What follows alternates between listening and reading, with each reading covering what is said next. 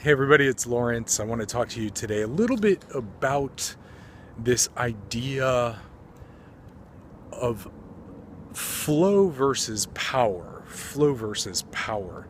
This is a really important idea because so many of our ideas about what it is to be a man or a woman has to do with our concepts that we've been taught, cultural concepts about what it is to be a man or a woman, what it is to be masculine, strong, feminine, I'm weak. Again, these are not my ideas. I'm just saying this is the kind of crap we inherit. And so what happens is as a result, we miss this thing that I call flow, because power does not come from force, right? It doesn't matter. Like you're just, we're just going to beat each other and struggle and strain. And it doesn't come from like complete, like, okay, I've totally surrendered and I'm just weak. And and these are typically our two views, but there is a power that comes from flow that is so strong and powerful, so intense, and so empowering, that I want to share the idea with you that if we shift from the polarity, the binary is typical. Most of our mind is framed in binary: good versus evil, right versus wrong, good versus bad, masculine versus feminine. Like the globe frames itself in these binaries. But I ask you to think about and begin thinking about a third way. The third way is what I call flow.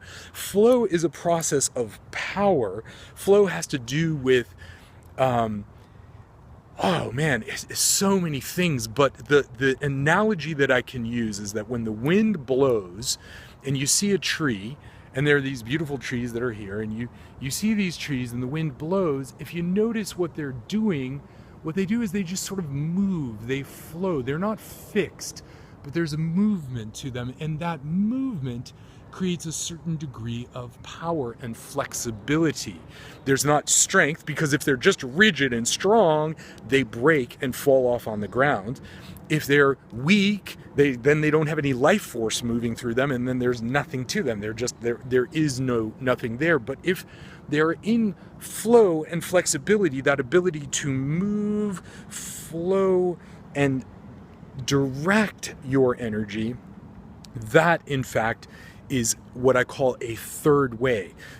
The difference between force versus flow. And flow is what I want you to play with. What is that idea? That's the flow of water, the flow of energy, the flow of sex energy, the flow of movement, the flow of life. To just begin to think about, like, how would you move through life if you were moving through flow and not so much through like the rigidity, I have a belief and I believe this and I will stick by this, or the, I'm weak and I can't do anything. That there is this in between thing, and there's tremendous power in flow. That's what I wanted to share with you today.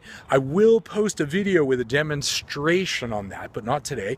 But I will post a video with a demonstration on the flow piece so that you can start to use that idea in your own life. That flexibility and flow, which is the essence of so many martial arts, but is also the essence of sexual energy and what I call this sexual empowerment that is free of gender bias, that isn't this or that, but is a third way. It is a movement that is extremely powerful in creating more of what you want in your life. And of course, I am all about that question.